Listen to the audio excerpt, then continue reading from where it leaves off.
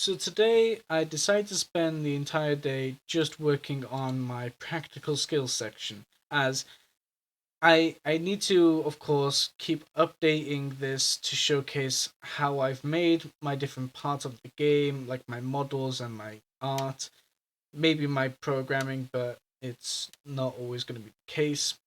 But other than that, so first, of course, here I've mentioned about the logo. These ones here, up until the quit button, they're almost kind of reused from the previous project, as of course the project logo, the buttons, they're all the same as what was used in the previous project done in concept art, but it's slightly different to consider it new work because, of course, I'm explaining how I've made them, and not only that, but I am also be actually using these in my game. So, as here, of course, the quit button, options button, start button, and the logo.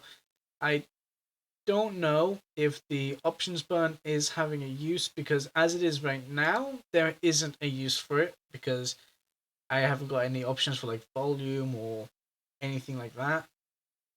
Moving forward is, of course, as mentioned here, about the buttons and their positioning, how they work.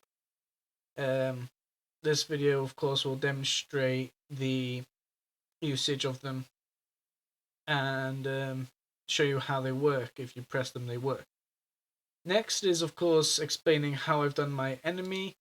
I've just explained in detail how to do different parts, and in these videos, I show like a simplified step-by-step version of how I did things because I sometimes forget to record while doing the work, so I've had to try doing this method, which isn't the best, but it still helps out in a way of letting you know how I made them.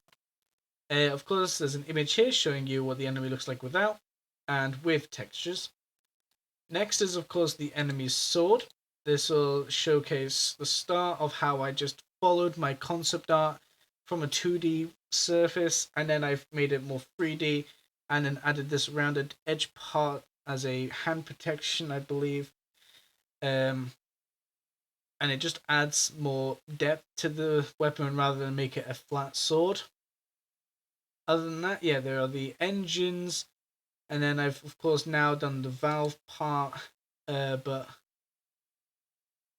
that should be it for what I've done today. The next things, of course, I will explain in my practical skills after I've done recording them. Is other things like my later on valve meters, hand lever, I believe, and no, that should be it for the models. Other than that, I could possibly do a video about explaining my puzzle mechanic if I get it done. I'm not exactly sure if I have enough time to get a video done as well, but we might. You never know. Other than that, that's all I've done for this week, and I don't think there's anything else to note down for this today. No. Okay. Yep.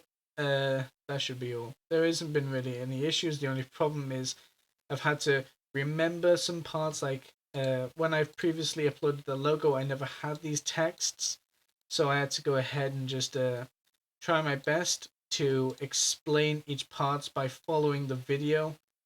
That's why some parts are kind of rushed explanations, while some are detailed because I remember clearly by how recent they were.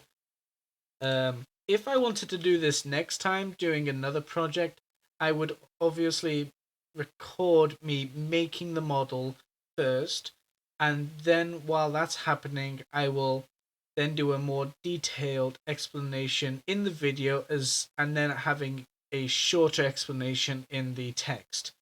That's almost how I've done it this time too, but of course I didn't remember to record me making the model or the art in the first place. So next time will definitely for sure showcase me making the model.